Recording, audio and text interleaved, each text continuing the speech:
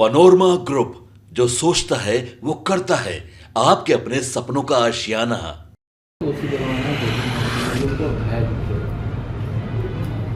लोकतंत्र के इस महापर्व में अमेरिका जैसा एक प्रभुत्वशाली देश, वहाँ महामहिम राष्ट्रपति के उम्मीदवार पर गोली चलना, ये निश्चित रूप से दुखद है। नमस्कार, आप देख रहे हैं सिटी पोस्ट लाइव और मैं हूं आपके साथ हर्षिता प्रताप सिंह। कल रुपौली विधानसभा उपचुनाव में जदयू को हार का सामना करना पड़ा। निर्दलीय उम्मीदवार शंकर सिंह की जीत हुई, जिसके बाद से जदयू में लगातार समीक्षा का दौर जारी है, ये पता करने के लिए कि आखिर ये हार क्यों हुई और कैसे हुई। इसको लेकर अब मुख्य प्रवक्ता नीरज कुमार का बयान सामने आया है। नीरज कुमार कहते नजर आए कि ये जो परिणाम सामने आए हैं आश्चर्यजनक है, लेकिन हम लोग बेहद कम वोटों की अंतर से हारे हैं, इसीलिए हार की वजह की समीक्षा की जाएगी। तो वहीं लालू यादव पर भी जमकर निशाना साधा। क्या कुछ कहा, उनका ये बयान सुने। उसी दौरान गोली मारते लगे, उनको घायल किया। लोकतंत्र के इस महापर्व में अमेरिका जैसा एक प्रभुत्वशाली देश, वहाँ महामहिम राष्ट्रपति के उम्मीदवार पर गोली चलना, ये निश्चित रूप से दुखद है, चिंताजनक है।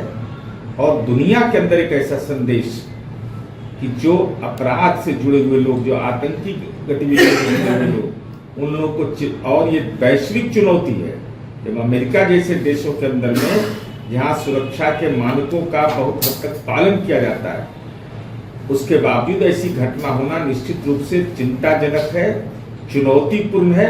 और हमारी उम्मीद है कि अमेरिकी सरकार अविलंब कठोर कार्रवाई करेगी, जिससे भविष्य में दुनिया के अंदर यह वैश्विक संदेश जाए कि ऐसी घटनाओं की पुनरावृत्ति न हो, और हमारी उम्मीद है कि वह जल्द से जल्द स्वस्थ हो।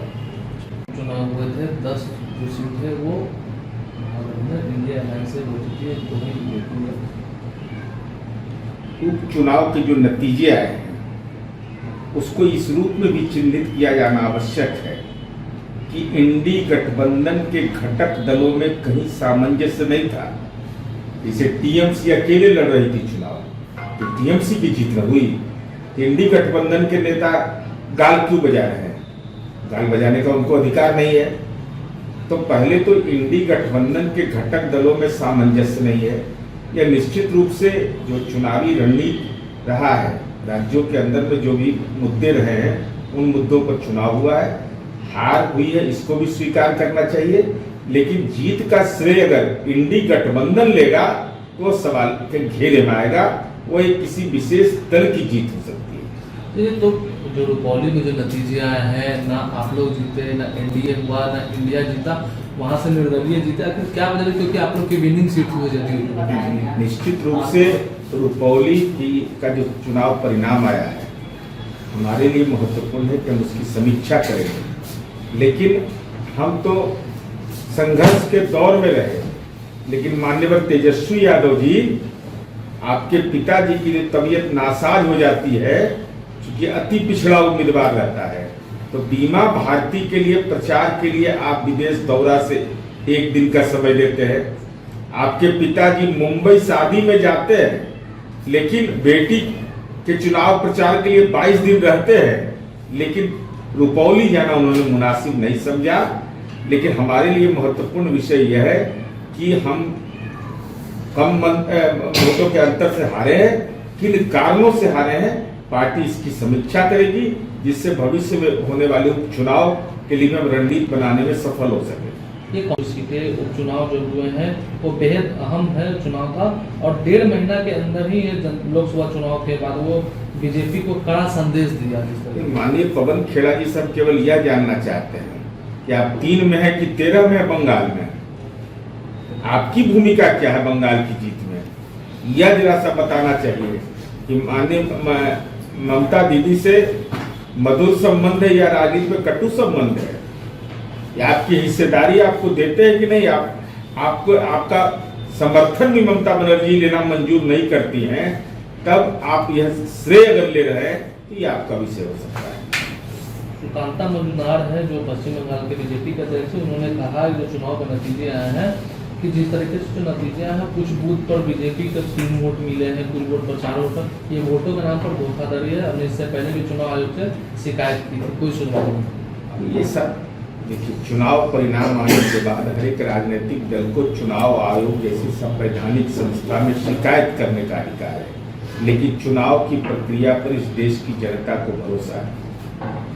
ओवैसी ने कहा है कि ओबीसी समुदाय के उम्मीदवार चुनाव जीते और महाराष्ट्र में सांसद बने, हालांकि राज्य में कोई मुस्लिम उम्मीदवार नहीं था, तो ऐसे में मुसलमान लोग सभी लोग वोट देते, तो फिर हमारे जो उम्मीदवार है चुनाव क्यों नहीं जीते? तो आप समीक्षा करिएगा ना कि समाज में एक विशेष समुदाय के लोगों को अलग थलग करने की इनकी रणनीति रही है, उन्मादी बनाने की रही है। जिन लोगों ने देश की आज़ादी की लड़ाई और देश के निर्माण में अपनी महत्वपूर्ण भूमिका अदा की, वैसे लोगों के पर को दरकिनार करने की एक राजनीतिक रणनीति का दुष्परिणाम ओवैसी साहब, आपके क्रियाकर्म से भी यह परिणाम देश के अल्पसंख्यक समुदाय को भुगतना पड़ रहा है। पीएम ने विपक्ष पर पलटवार किया और कहा कि बुनियादी ढांचे हैं, परियोजनाओं को गति बढ़ाने के लिए नौकरियां बढ़ेगी। देखिए, रोजगार एक महत्वपूर्ण विषय है। विनिर्माण के क्षेत्र में रोजगार बढ़े, इससे कोई इनकार नहीं कर सकता है, लेकिन संगठित क्षेत्र में रोजगार की लोगों की प्रबल इच्छा है। हमारी उम्मीद है कि केंद्र सरकार उन मुद्दों पर भी सकारात्मक रूप अपनाएगी। अच्छा, ये गृह मंत्रालय ने उपराज्यपाल को अधिक शक्ति देने के लिए जम्मू और कश्मीर पुनर्गठन अधिनियम के नियमों को संशोधित किया है। देखिए, जम्मू कश्मीर इस देश का मुकुट है और जिस ढंग की आतंकी घटनाएं वहाँ हुई, हमारे सेना के जवान शहीद हुए, निश्चित रूप से तमाम पूरे देश के लोग दुखी हैं, मर्माहत हैं।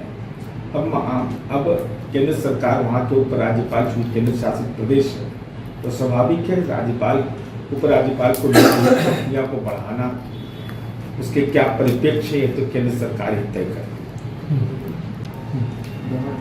आप सुन रहे थे जेडीयू के मुख्य प्रवक्ता नीरज कुमार को लालू यादव को लपेटे में लेते नजर आए। आपको बता दें कि बीमा भारती राजद से उम्मीदवार थी। रुपौली विधानसभा उपचुनाव में जिन्हें हार का सामना करना पड़ा है, उसको लेकर नीरज कुमार कहते नजर आए कि लालू यादव को अंबानी के बेटे के शादी में जाने का वक्त था, अपनी बेटी यानी रोहिणी आचार्य के लिए चुनाव प्रचार करने का वक्त था, लेकिन बीमा भारती जो कि बेटी है, दलित समाज से आती हैं, उनके लिए चुनाव प्रचार करने का वक्त लालू यादव को क्यों नहीं मिला? लालू यादव क्यों नहीं बीमा भारती के लिए वोट बटोरने गए? इसी वजह से बीमा भारती की हार हुई। तो वहीं आपको बता दें, अन्य मुद्दों को लेकर भी जमकर विपक्ष पर निशाना साधते नजर आए जेडीयू के मुख्य प्रवक्ता नीरज कुमार। क्या कुछ कहा, ये हमने आपको सुनाया। फिलहाल इस खबर में इतना ही। आप आगे की खबरों के लिए देखते रहिए सिटी पोस्ट लाइव। इस वीडियो को लाइक करें, शेयर करें और चैनल को सब्सक्राइब करना ना भूलें। धन्यवाद।